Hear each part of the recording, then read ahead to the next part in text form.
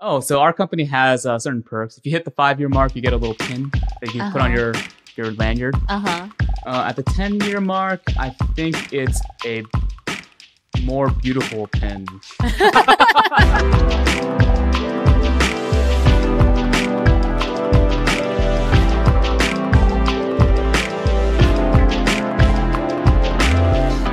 Hello, listeners of B-Side. It is Hwejin back at it again here with Ryan Park today. Hi, Ryan. Hi, Hwejin. Hello, listeners. Ryan, we gotta ask, what is your hot take? My hot take is that Maryland drivers do it better. Wow. Bold claim. Why do you say that? So if everyone could just, put down their torches and pitchforks for just a minute, I would say that having lived in both states, I've had plenty of time to observe drivers in both states. And I understand that here in Virginia, Maryland drivers have a very bad reputation. All that being said, Maryland drivers generally drive like they have somewhere to be. They're attentive, they're ambitious, and they drive with conviction. And so these are all very diplomatic ways to describe Maryland drivers. And then I'll leave it to every Virginia resident here to pick a lot more worse words and worse phrases to use about Maryland drivers. Oh, so what words would you use to describe Virginia drivers? Virginia drivers, well, I can't use single words. Right. Well, okay. So Virginia drivers drive like they are lost, despite being in their own state. Virginia drivers drive consistently below the speed limit. Safe, to be sure, if I'm going to affirm anything in them. However, perhaps safe to a fault, as if they have nowhere to be, as if they're not already running late. Oh, that's so interesting. Because I recently moved to Maryland, and for me, it's like the opposite, where every time I encounter a Maryland driver, I'm like, oh my goodness, like they are driving so dangerously. But oh, that's so interesting. I definitely am someone who disagrees with your hot take, but that's why it's okay. Yeah. Yeah. That's not a hot take. Yeah. Yeah, no, because on the Beltway and stuff, or on just highways in general, there are people tailgating me. And I look in my rearview mirror, they're like so close. I look at my speed, I'm still going like 20 over. And they're still like zooming by me. And I'm like, dang. Yeah. I think one more thing to know about Maryland drivers is that there are many different kinds of Maryland drivers. Virginia drivers are most familiar with the Beltway Marylanders, who are probably... That's true. From the perspective of someone who's from Maryland, Beltway Marylanders are probably the worst drivers that we have. Drivers who are more towards Baltimore, drivers who are more towards Frederick, they're fast and ambitious, but they aren't quite as mean. So they're prudent, they're on point, they're attentive. And, that's these cherished drivers are the ones who I'm thinking of when I think of the Maryland driver. I also hate Beltway Marylanders as well, 495 Marylanders. Okay. Yeah, I'll keep more of an eye out when I'm when I'm in my neighborhood and stuff like that. But yeah, man, as of right now, I'm like, I don't know, dude, but like you said, that's why it's a hot take. We'll see what our listeners think as well. And maybe someone will approach you in person at church. Yeah. Or maybe I'll see them on the highway. True. Ryan, do you consider yourself a foodie? Foodie is a term that was in my mind, sort of used as a pejorative. You would call somebody a foodie if you want to get under the skin. And so I was very reluctant to consider myself a foodie. And so that reluctance continues on to this day. So to make a long answer short, I guess so. I guess I am a foodie. Yeah. I've spent a lot of time developing my palate and, getting to understand what I like and what I don't like without the kind of smug detachment of, the man I was in college, where as long as it wasn't toxic or anything close to lethal, I would, be able to consume it and live for the next day. Gotcha. I asked that because I was going to ask, if you had to eat the same meal at least once a day? Yeah. Like whether it's breakfast, lunch, or dinner, what would it be? The same meal every day. Okay. My answer for that would be 회덮밥. Oh. Nutritious, delicious raw fish, balanced. Right? Yeah. Second answer might have been 돼지 국밥, which is a kind of a Busan area specialty. However, if I were to eat that every day, there might be some, very bad repercussions to that long term. Right. And by long term, I mean for any amount of period of time longer than a week or two. True. For those of you guys who don't know, like 회덮밥 is, like would you say Korean version of poke bowl, kind of? Yeah, I think that's a great way to describe it.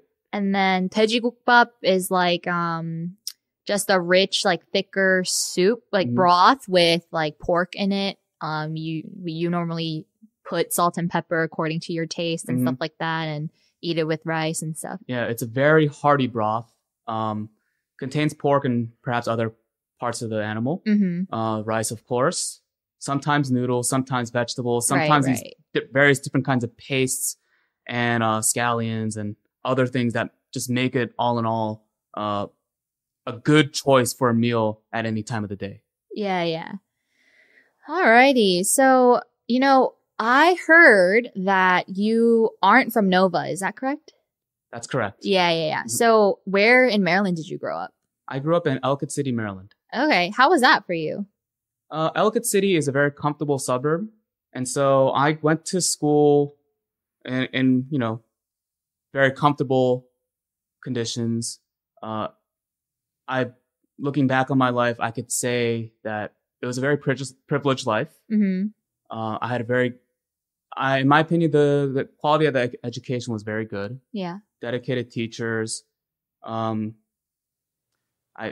students that aspired to really achieve and do the best with what they had, and people got along.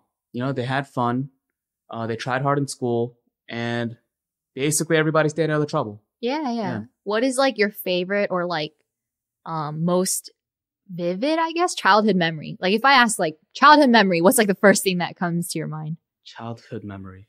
Well, does graduating high school count? Yeah, of course. I'm 18, so that's right at the cusp of not being a child anymore. Yeah. Maybe I should get another answer. No, that's okay. Tell me about it. What made it, very memorable like that? So high school itself was a very big turning point in my life. That's when I first started to believe in Jesus. Okay. That's when I made some of the closest friends I have in life. And that was shortly after moving from one part of Ellicott City to another. And so I had to start from zero, socially speaking, at the age of like 14, 15, which is pretty difficult for a teenager to do. Had to make friends all over again. And the 4 years that represented, my time in high school was me picking up new hobbies, me making some of the closest friends in my life, friends whose weddings I would attend, who I would be around when they had their children. And that entire period of life ending for me and going into the 4 years of college and, the many, many years after college represented a major turning point in my life. Right. In many ways, like the end of what you would be able to call my childhood. Yeah. Hey, I want to kind of go back to, when you became a believer in Jesus Christ. Like, did you grow up in church or was that something, very new for you? So I could say in one way that I grew up in church. My parents attended church at the time I was born, and I followed them to church maybe until I was in kindergarten or first grade, somewhere around that time. It's a Korean language church, and I'm a little kid. I don't understand any of what's being said from the pulpit. So some early memories from childhood are me, squirming around in the pew, trying not to be too bored. Right. And then just kind of looking around the sanctuary. Again, trying not to bother my parents too much. And eventually we all stopped going to church. And so by the time I actually grew up into, to an age where I could really grasp the gospel, By that time, I was not going to church. So no. Yes and no, I guess, would be the answer to that question. Yeah. It's like a mixture. Oh, so like there wasn't like a particular children's ministry or like opportunity for you to kind of like hear the gospel when you were at a younger age, right? Nothing from an institutional standpoint. Right. So the main Christian influences in my life were the other family members who still attended church at the time. Yeah. Oh, who were they? Yeah. So my family background, my dad's side of the family, they were the more Christian side of the family. Mm-hmm. My grandfather on that side became a Christian, and he was, very deep in his devotion, and that was the devotion and the faith that he raised his own children with. And on my mother's side of the family, they come from a more Buddhist background. And so we do what in Korean is called 제사 and other very different cultural practices, yet still Korean, from, the kind of lifestyle that was present in my father's side. Yeah. Mm-hmm. So 제사 is when like there is a particular time, like you celebrate the anniversary of like your ancestor's death. Yeah. Is that correct? Yeah. So it's a bit of a memorial service, I guess is what we would call it. The interesting thing about my family is my father's side of the family also had their own particular form of 제사. So they took many of the objectionable elements of the practice from Korean culture. They kind of purged all that out and retained the memorial aspect of it. I see. So it would be an occasion for us all to get together, remember our loved ones who are gone, and then enjoy a meal together. Yeah. Mm-hmm. So did you feel any like tension, or I don't know if tension's the right word, but any kind of difference between like mom's side, dad's side, or just within mom and dad while growing up, like having different religious backgrounds and things like that? Right. So there was tension in the family. And that was basically the reason why we stopped attending church. So there was, long story short, a bit of a disconnect in terms of worldview. And there was a lot of pressure from my mom to continue serving more and more in church, especially from her in-laws. Eventually reached the boiling point. She stopped attending. And then me and my older brother, we were, dragged to church with my dad as young children. We probably complained and whined about it a lot. Eventually my mom at some point must have gotten my dad to stop taking me and my brother. And so eventually my dad was on his own at church, and people would innocently ask, hey, you're here on your own. How are your wife and kids? Where are they at? And my dad, this is all me speculating. My father must have grown tired of answering that all the time. And so eventually he stopped going. So, okay, gotcha. Yeah. So it was kind of like a natural dwindling of that. Yeah, so that was the tension that sort of brought me out of the church environment as a young kid. If you don't mind me asking, like, are they believers right, like today in the present day? Short answer is no. I think my father would say he's a believer, but, attending church and spiritual matters are very much not a priority for him. Gotcha. Yeah. I mean, despite all that, though, I feel very, I don't know, like grateful that you're such an involved member at our church. I don't know if some listeners may know, but like Ryan and I were in the same CG this past year, so I got to know him like a little bit better. And he like served us brothers and sisters really well and during CG. And so, yeah. How could I ask then, like, how, despite all that tension and maybe that like kind of dwindling away from church, like as a family, how did you become a Christian? Like, how did you get back into it? Okay. So all along in the background, I did have Christian family members who would mention church, maybe even get as intentional as like trying to teach me a little bit here and there about what the Bible teaches and things like that. So that's in the background. And then in sophomore year of high school, I pick up a new hobby, breakdancing, where people spin on their heads and, snap. dance, like there's hip hop music playing and people are having fun and things like that, right? I started attending a breakdance club in my high school because, it was high school. I had almost no friends. I was in search of friends. I wanted to make some friends. In ninth grade, I made like a couple friends and I followed those two guys to the breakdance club. Mm-hmm. And so this was 10th grade, having worked as hard as I could to make about 2 or 3 friends. And here we all are, all being absolutely terrible at dancing together. But, we're all together. And eventually these friends, some of them from the breakdance club, they go to Friday night youth group services at the church I went to back when I lived in Maryland. And I grew up a well-behaved kid. If an adult was talking in the front of the room, I would shut my mouth and, pay attention to what they were saying. And so this was true for the Friday night youth group services where the pastor would, preach from the word. And, I went one time, I sat down and learned, and we hung out. The youth group did, just kind of after service, killing time until all the students' parents will come and pick them up. And, Friday night, my first Friday night at that church was, it was all in all a good time. And I wanted to keep on going out because it was better than just being bored at home on Friday night. And also, there was a girl there that I liked. So, if I could just be honest about how 15-year-old Ryan, perceived and thought about life. There was a girl there that I liked, and I kept on going out there. Just, oh, is she gonna be there tonight? Oh, maybe she will be there. Yeah. But these were, simultaneous priorities of mine. I wanted to understand what it is that these Christians believed. I was genuinely curious, and also there's that cute girl. So, and my friends, and of course, there's my friends. I can't forget about them. Yeah. Mm-hmm.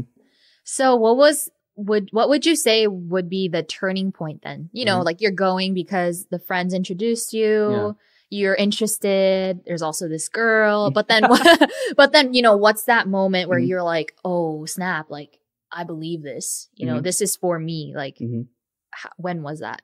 So if I would describe my own journey into belief from out of unbelief, it would be more like watching the sun rise. For some other believers, it might be a flash of lightning, but for me, it was a slow journey into simply understanding the content of the Bible. Continuously asking the question to myself, what is it that this book says, or what do the Christians believe on this topic, right? And then there was a transition that took place over a number of months. From when I first started attending Sunday services as a junior in high school.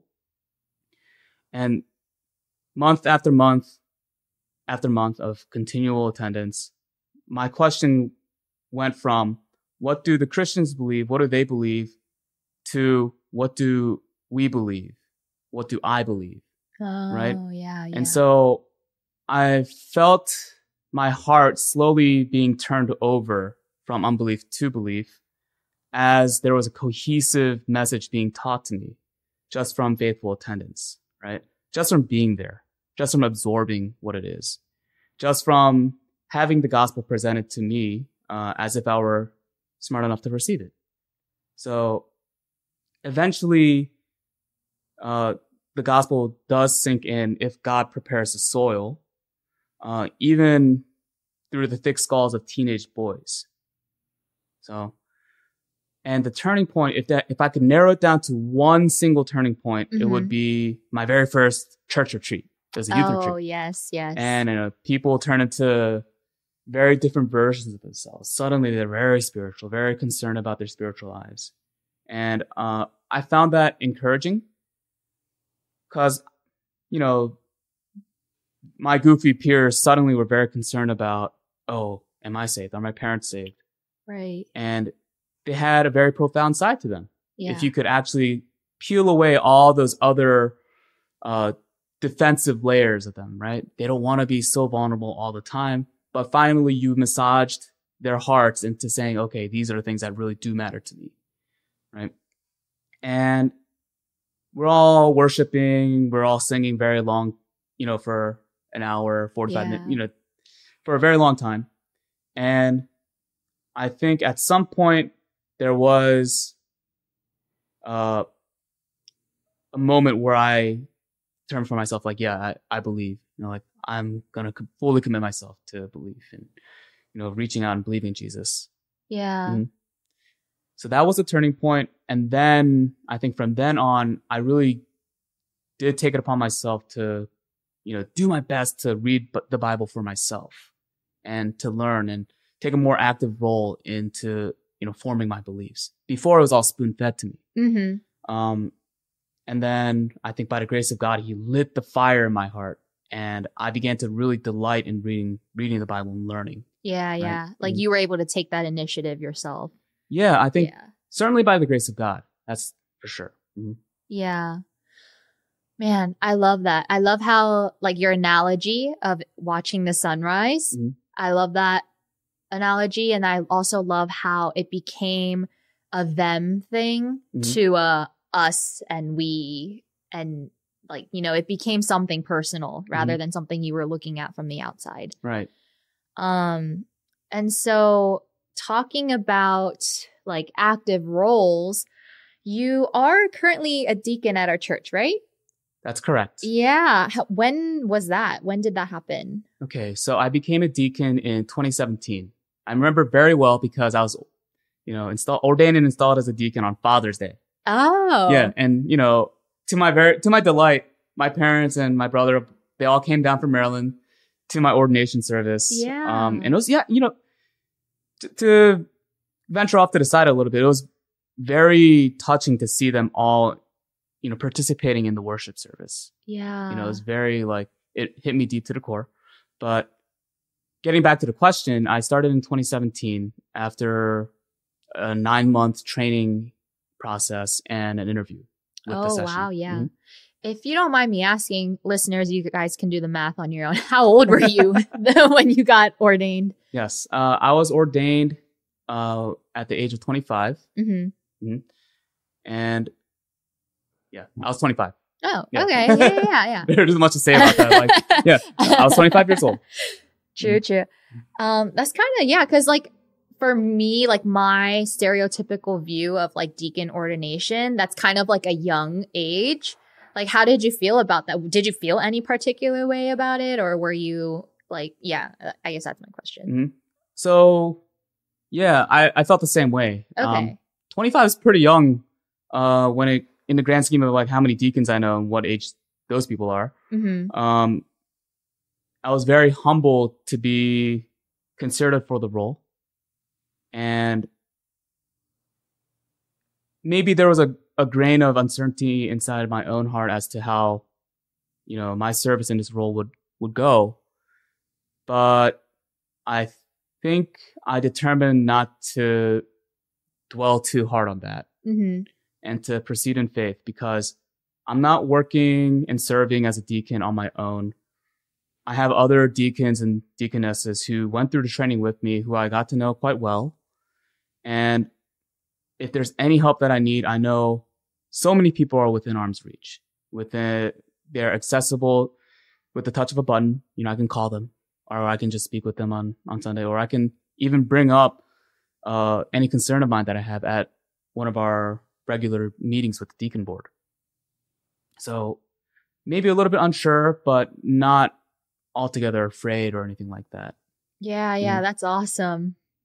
Are there such things as sabbaticals and whatnot in the deacon position? Yeah. So the sabbatical policy that our church has for their deacons is after 2 years of service, every deacon or deaconess qualifies to enter a sabbatical for 1 ministry year. Oh, okay. Without being forced into a sabbatical. Mm-hmm. So after 2 years of serving, a deacon or deaconess can opt to continue to serve for a 3rd year, 4th year, 5th year. And if I'm not mistaken, at any time they can say, oh, I would like to enter my sabbatical. Right. Yeah. So I am currently on the tail end of my own sabbatical. Oh, okay. And the reason I was able to, attend CG with you was I was no longer, for the sabbatical year, I was no longer obliged to lead a CG or assist in leading a CG in some way. I could actually be a normal attendee of a community group. Right. Okay. Mm-hmm. And so having been on your sabbatical this year from serving, what were some areas you were able to grow in during that time off? So I definitely got the rest and refreshment of being freed from a lot of obligations that the deacons have in serving. I'm definitely ready to get back into things. Yeah. And to get back into leading CG, get back into all the various roles in church that I took a 1 year break from. And I also got to see how other CGs operate. I attended Eric's CG for the past ministry year. Woo. And there he is. Yep. And in choosing Eric's CG, my goal was to observe how other leaders would do things. And with this particular window of opportunity, I wanted to go see how Eric does things. People seem to really like Eric's CG, and I wanted to get a fuller grasp on what made it so, what's the word for it? Successful, maybe perhaps. Why it was so cherished, Yeah. So how did he do? No, I'm just kidding. You guys can talk about that on a later time if you want, but maybe off the record. Yeah. So, what are you most excited about getting back into? I'm actually excited to get back into leading my own CG. Hey. Yeah. With my own particular personality and, my own strengths, I think leading a discussion and, kind of being there as someone to rely on as a leader is a really good way for me to contribute and edify, our brethren in the church and perhaps any unbeliever that might come along. I personally came from unbelief. And so for anybody who doesn't believe in Jesus Christ right now, to maybe a certain extent, I can sympathize with them. Yeah. Mm-hmm. Yeah. So regarding I guess this is more of a logistically related question, but becoming a deacon, does someone approach you or do you show interest when they announce there's trainings or what kind of goes into all that? Okay. So here's how it happens. Tell us the what is that called? Behind the scenes? Yeah, how the sausage is made? Yeah. Okay. So during a congregational meeting that the church has, they form a nomination committee. And the nomination committee will meet and they'll, put together a list of names of potential deacon or deaconess candidates that they would like to approach. Later on, those candidates are asked if they would like to start the training, if they would like to participate in the training to one day become a deacon or deaconess. And then that training begins at the beginning of a ministry year, goes through the fall, through the winter, through the spring, and culminates with an interview with the session, or 2 members from the session at least. That's when they do a final check on you, making sure everything's all right with you, making sure if you have any exception to the doctrinal standards of the denomination that they are aware of it. Mm-hmm. And eventually the session will convene and they will, approve candidates for entry into the deacon board. And then the candidates will be presented at a congregational meeting for a vote. They'll be voted in, and it's not a political election in any kind of way. It's just we approve this guy, we approve that. There's no one running against the other person there. Mm-hmm. So we definitely want more deacons and deaconesses, not, any less than the number of candidates that were in a given batch. And so candidates are voted in, and then another service is set later for their ordination and installation. Oh, okay. Mm-hmm. Oh, it's it kind of sounds like a very in-depth kind of very serious, you have to think about a lot of things and reflect, and it's not just hey, you want to do it? Yeah, let's do it. Yeah. As you might be able to see that it's a very intentional process, Yeah. very much designed against impulse, whims, things of that nature. Yeah. Which, it's very good. It's very needed, you know. So I'm going to actually go way back into our conversation because this kind of stuck with me as a fellow, I don't know if I consider myself like a dancer anymore, but fellow person who likes to dance. You were talking about b-boying and stuff like that in high school. Are you still doing that nowadays? I do. Much to the disappointment to my parents who would like me to stop, But yeah, it's something I do take a delight in. It's something that I think is fun. Yeah, right? It's a good way to stay active. Why do your parents kind of have a disapproving kind of stance to it? Okay, maybe it was a little bit overstated, but definitely while I was still a student, in the preparation and build up for college admission, they're like, "Wow, hey Ryan, you should kind of like focus more on your studies, right?" Even when my grades weren't really suffering all that bad. I see. And then I make it into college.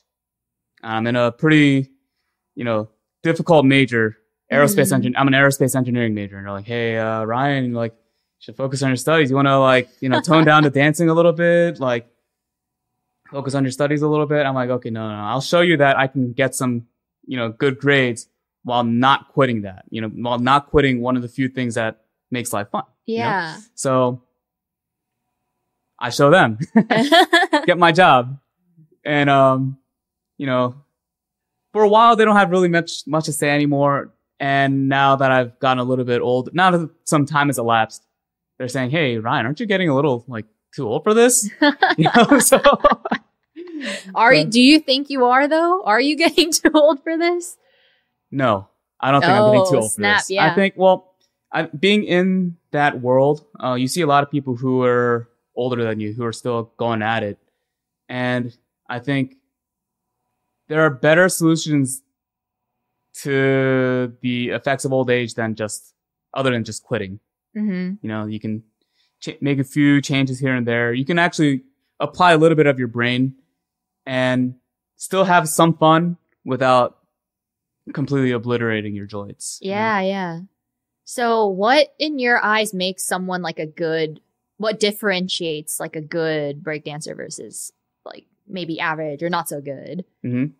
So one of the most important rules for this kind of dancing is you're having fun.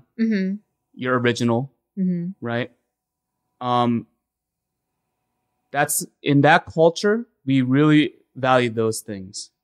And obviously just being good at it, right? Being athletic enough to move and being flexible enough to hit moves and being able to learn a lot of different kinds of movements that are in that dance, right? But all in all, the whole package is you're having fun, you're original, and then the people who are looking at you, are also having fun and connecting with you on sort of a very emotional, mental, spiritual level, Yeah. We're really feeling you, Yep. Okay. So it's kind of no matter how technically skilled you may be, if it doesn't seem like, you're having fun and you're in that moment, you might get viewers might kind of get bored or might be like, "Oh, they're okay." Or they're whatever. I think first impressions are like, "Whoa, that's amazing. Whoa." Yeah. Right. And then after, seeing that particular dancer go out, maybe, the third time, fourth time, fifth time, it gets kind of boring. If they're not, evidently having fun. You can be the most athletic and flexible and all this and that. But if you're not dancing in a way that strikes the heart, then, I'm falling asleep. Everyone's falling asleep. Yeah. Even if you're really, good otherwise. Yeah. All right. So I don't know if you guys, the listeners, you guys remember, but Chuno in our first episode of this season was very freaked out by Eric's research, in-depth researching skills. But, Ryan, we have a clip from 2010. 2010, okay. Yeah, of you as a dancer. That's a long time ago. Okay. It is a long time ago, but compared to then and now, do you think you've improved since then? Oh, yeah, definitely. Yeah. Where do you think you have improved and that you could for sure say there's a noticeable difference? So I got stronger. I learned more moves. I got more comfortable with dancing and being in uncomfortable situations. I think it's very performative, right? We like to pretend that, well, we like to treasure the individuality of it, that we're really dancing more for ourselves. But when we're at an event where we're having fun with other people, we are putting on performance for everybody involved. Yeah. For ourselves and also for everyone else who wants to have fun with us, you know? Yeah, yeah. So that sort of performative aspect is, to anybody who's not familiar with it, very anxiety inducing. You could be very nervous. You could seize up. You could feel your muscles getting tense and like sweat coming out of your palms. Yeah. So, as I've, become more an experienced dancer, as 13 years have gone by between now and then. Yeah. Hopefully, I have gotten better. I really hope I have. So just mentally, athletically, and even more with the relationship between music and my own body, I've become better. I think that relationship has strengthened. Yeah. And like your showmanship and stuff, like through experience, those things kind of become easier and you become more comfortable coming out of your shell in that performative aspect. When you danced in college or in high school and college with that group, were they more like American geared or Asian American geared, or was it just a good mix of diversity, or like how was that? So in high school, most of us were Korean or Chinese. There were 2 or 3 African Americans, 1 Indian American. And so that was the kind of demographic makeup. In college, I got to see some more white Americans there. Yeah. And then more Indian Americans, different kinds of what we would call Asian American, as in Chinese, Japanese, Taiwanese, and such. Yeah. I asked that because I wanted to ask if there's any like noticeable difference to you or, just like stylistic things that are different from American versus Korean, or even like Asian American versus white American versus someone. Yeah. Like I want to know if there's differences that you see. To put it concisely, Asian American dancers, people who are born in Asia, and that's what I mean by that. They tend to be more focused on a lot of the athletic moves. Right. The listeners, you can look this up, go on YouTube and type in flares or windmills, air flares. They'll be really good at learning these, gymnastics-esque moves. Okay. They'll be very focused at practice and they'll just drill it over and over and over again. American dancers or dancers who grew up in America, they'll tend to prioritize having fun with the music more. I see. A lot of songs are in the English language, right? And so people who grew up in America, they understand the English. They can play around with the music just a little bit more. They can really appreciate that aspect more. And so an effect of that is they're just more expressive. I see. I see. They have a little bit more fun. And so within the b-boy world, I think an ongoing observation is all these other dancers from all around the world, they're very competent, they're very athletic, they learn all these moves. And Americans, if at all, they fall behind in those aspects. But one thing we'll always have over them is we like the music more. I see. True. You know how you're like, compared to 2010, I'm definitely / hopefully better now, but is age starting to catch up at all? It's less the age and more, me gaining weight. So, I cook for a lot, for myself at home since I work from home. And so I might be eating a little bit too well for myself. So I won't blame age just yet. I think it's more of a general physical fitness thing. Okay. Yeah. I think it's best for me to lose a little bit of weight for the sake of my joints. And from an age perspective, it doesn't get any easier as time goes on. So the weight I'm at right now is not the weight I should be at. If I want to continue to enjoy dancing for a long time, I need to take good care of myself. Okay. True.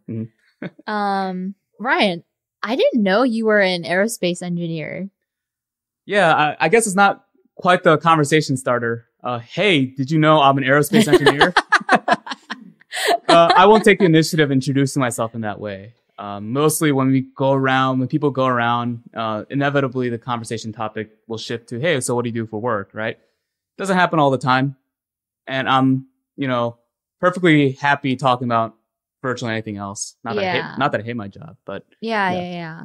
I mean, it's just because like I've known you here and there, like slightly before CG, and then during our time at CG, it's like I feel like it should have come up in some conversation, but it hasn't at all. So I'm sitting here like, dude, you were an aerospace engineer? Like what? Like aerospace engineer B-boy? Like I'm like, what? Yeah. Do you like it? How do you like it? I think it's cool. Airplanes, spacecraft, rockets speak to a very common aspect of a lot of, young men's hearts, right? Yeah. Wow, that stuff's cool. Big old metal thing moving through the sky, right? Yeah. So, all in all, my job's cool. And as with, people in any kind of profession, if you're in it long enough, you can find something to complain about. Mm-hmm. And so, with me and my job, I can always take a step back and really appreciate, some of the cool stuff that I'm doing. And, that helps me kind of get back into the weeds and deal with, the problem that I've been banging my head against for the last 15 minutes or so. Yeah. What's like, so like, I'm sorry, I don't know anything about aerospace engineering. What is like the most, I don't know if fun is the right word, or maybe like most like fulfilling or kind of project that you had? Let's see. So if you're asking about a fulfilling aspect of the job, it's all in all the victory against the force of gravity. Oh. Right? You got this big, hunk of metal weighing thousands of pounds off the ground by either pushing air over a wing or with rockets or of some sort. And that's very fulfilling. To get a little bit broader than that, it's the idea of taking something from a screen, a piece of paper, from a very abstract medium even, and watching it take form in front of you, or at least watching the pictures of it happening, right? Yeah. You designed that part.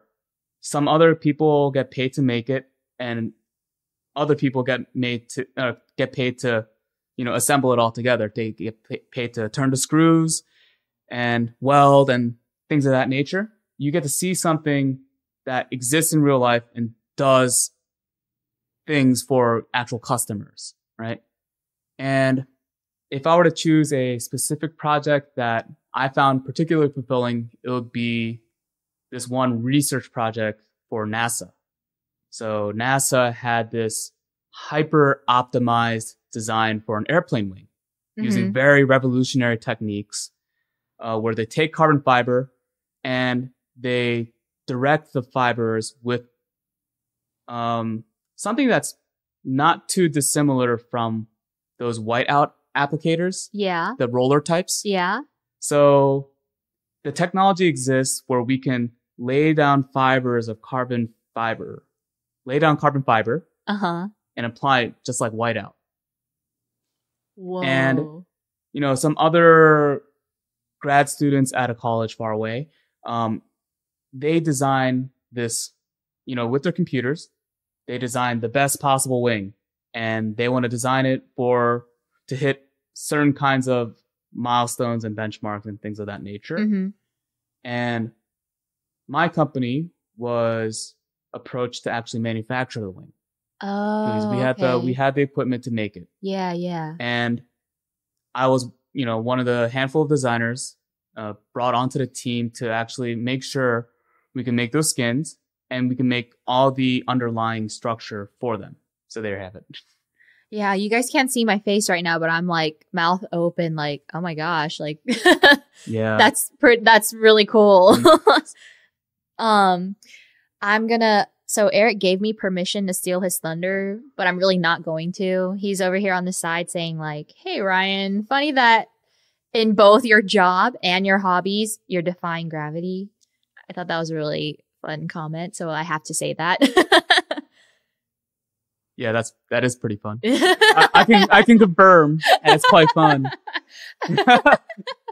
I don't know what I'm supposed to say to that, but okay. Yeah. It's a lot of fun. Yeah. Hey, it's Eric's comment, not mine. So throwing it all back to Eric.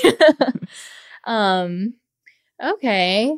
Is it long hours, or is it just a regular kind of 9 to 5, Monday through Friday kind of thing, or? So long as everything's working normally, we have normal working hours, and that's, I could say, upwards of 90% of the time. There might be certain urgent scenarios in which we have to put in some overtime work. Yeah. But I'm very thankful that I can have very sensible hours, that I can have time in the day for anything else I want to achieve other than, being at my job. Mm-hmm. And that empowers me to have enough morale to face the next day of work. Yeah. Right? The next week of work, the next year of work. Yeah. Yeah. Did you start right after undergrad? Like, did you just go straight into the work field? Yeah. Graduated in May of 2014. Started this job in July of 2014. Oh, snap. Yeah. And at that time, the job market wasn't very great for aerospace grads, as far as I could tell. Mm-hmm. I had the choice between accepting a co-op in Aberdeen, Maryland, or choosing the job I have now in Manassas, Virginia. Oh, okay. So you've been there since then? Like, yep. The same company? Same company. Yep. 9 years. Oh, wow. Yep. Wow. In fact, my first day of work was July 14th, 2014. Oh, so like that 9-year mark just passed. Yeah. Okay. Mm-hmm. Do you plan on staying, or I don't know. Is that something that you plan? You can plan, I guess. I don't know how. Yeah, I plan on staying unless there's some other situation or something else that would oblige me to move. I like the job that I have now. I like the company that I'm at right now.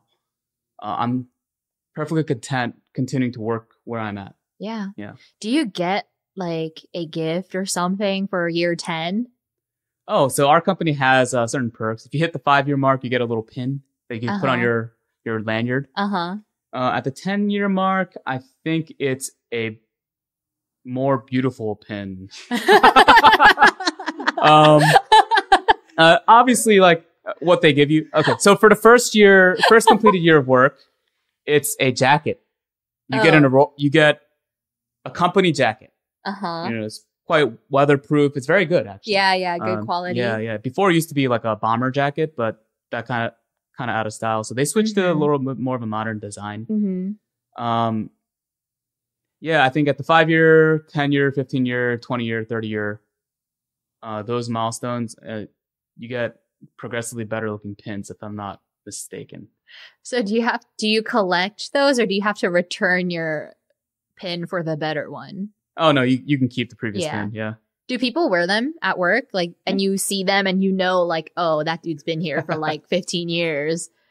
Well, typically when someone's been around for that long, you already know their face, so you're not looking at the pin. I do wear my pin that I got 4 years ago at the 5-year mark. Yeah.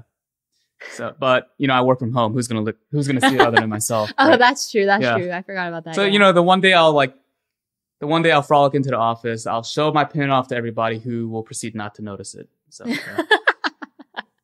Do you wish there was something better for the 5, 10, 15-year marks than a pin and a more beautiful pin? That was not at the top of my list of priorities. The job is cool. The compensation for it is cool. At the 10 and 15-year marks, you get changes in benefits. I think on a practical level, that's what I'm more excited about. Gotcha. Yeah. Okay.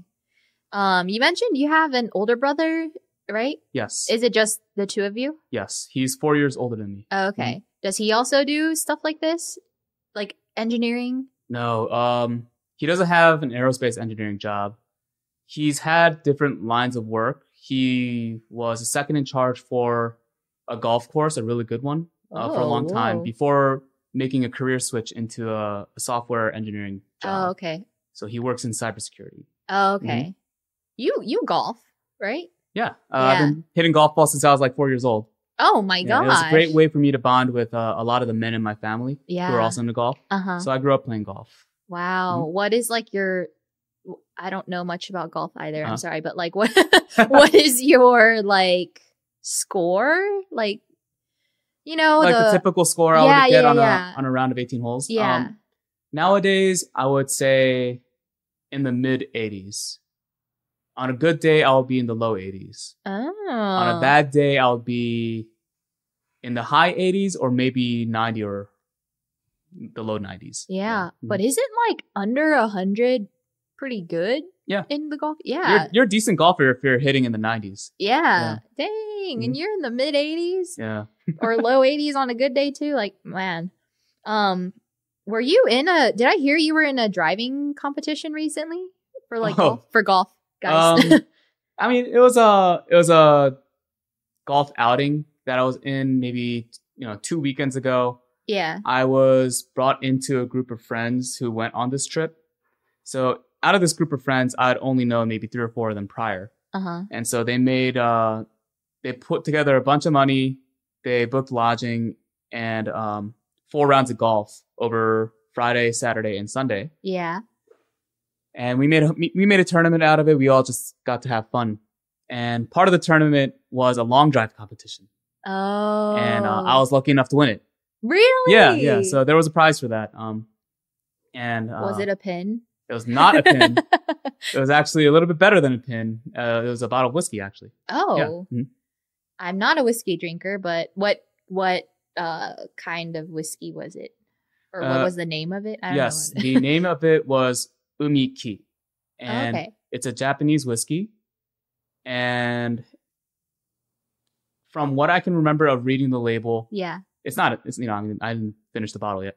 What I can remember, it is made in casks from desalinated seawater and aged by the ocean side somewhere. Oh, so yeah, I was very happy to win that. Yeah. I didn't know that was the prize actually. Oh, so did you know there was a prize? I didn't know there was a prize. I thought winning was the prize, right?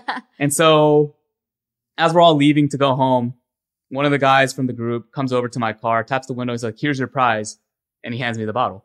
Oh, nice. How many yards did you hit it? That day I drove the ball 290 yards. Dang. Do you know what the second place person hit? Do you know what they hit? Probably around 260 yards. Okay. 270 yards or so. Like the way we measured it is not very sophisticated. The longest drive up to that point would take this, yellow marker stick and just stick it into the ground. If you drove it past that stick, you get to move the stick to your ball. Oh, okay. And take a picture with the stick and proclaim yourself the current leader. Yeah. Okay. How many people competed? Do you know? So the group was 20 people. Yeah. And if you hit a long ball, but if it's not in the fairway, it doesn't count. So you have to drive it very far. And there is a little bit of an accuracy requirement as well. That's a typical long drive contest. Yeah. What was that? Like, this was in topic of conversation recently of like the person who drives the longest in the world. Like, what was their record? Do you know? Do you know who I'm talking about? Off the top of my head, but it might be closer to 400 yards. Oh my gosh. Yeah. And you just hit 290. And the typical pro golfer will hit about a little over 300 yards. Okay. 310, maybe 315 or so. So you're up there if they're just over 300. I mean, I guess, I don't know. How hard is it to go up those like 10, 20, 30 more yards? If you were to, it's very easy to go from driving the ball 220 yards to driving it 260. And then I would say getting it consistently 10 yards further gets that much more harder. Yeah. Right? Like after 260? Okay. So you have to make some changes to your equipment, or you actually just have to get stronger with conditioning. A lot of these pro golfers, they train very hard. They lift weights, medicine ball. They have swing coaches to really optimize their swing and, generate the most club head speed. so that the ball goes a little bit further, right? And also on target. Mm-hmm. Dang. And you've been hitting since you were 4. Mm-hmm. Did you play in high school and college? So on the team? Yeah, I was on my high school's golf team, and in senior year, I was captain. Okay. I did not play in college. I didn't want to play in college. I think at that time, I would rather just be focusing on studies. Mm-hmm. And if I was able to get into a college, it would be, a small school somewhere very far from home without an aerospace program. So Mm-hmm. I would be forced into making a choice between playing golf and studying what I wanted to study. Yeah, yeah. Gotcha. Oh my gosh. I don't know about you guys, but I definitely learned a lot more about Ryan today, which is it's surprising because, I thought I knew at least some of his background and upbringing and all that being in the same CG as him, but it was for sure not. I was surprised by all these things that he was so involved in and his faith journey and all that. And so kind of bringing it back around to your faith journey, who would you consider someone at CCPC that helped you and influenced you in your spiritual walk? It would be the men from men's ministry. So, and also maybe a CG leader. The leader of the very first CG I attended at Christ Central was Edwin Yoon. Oh yeah. And it was just through his continual presence, just continued faithful service, that I could, continue to attend church. Yeah. Happily. Yeah. Have a little bit more faith and trust in the way that God cares for his church. Mm-hmm. And in the men's ministry, it would be Key. Mm-hmm. Elder Key. Yeah. And he also was an example of continued faithful service, oftentimes with a smile. Yeah. And he was a very encouraging older man in my life. Mm-hmm. To always be around there, ask how I'm doing. He's always happy to pray for me. And even as we would work together on things like Holiday Basket, he would always be there as someone to reassure me, as someone to encourage me to serve. Yeah, yeah. That's awesome. We're coming up to the end of our session here. I'm very excited for you. I'm glad you got your, well-needed rest from your serving as a deacon. I'm super excited to see you coming back serving strong in this upcoming ministry year. And that's a wrap. Thank you, listeners of B-Sides. We'll see you next week.